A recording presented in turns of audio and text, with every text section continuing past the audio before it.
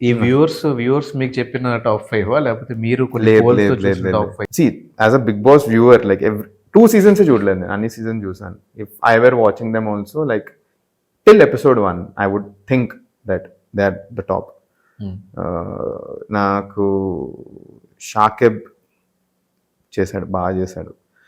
మేము on stage ఉన్నప్పుడు అరే ఏంట్రా అన్నిట్లో ఇలా చేస్తున్నాడు అది ఇది అని మాకు అనిపించింది. బట్ టీవీలో చూస్తున్నప్పుడు even I was able to see the kind of enthusiasm what he was showing.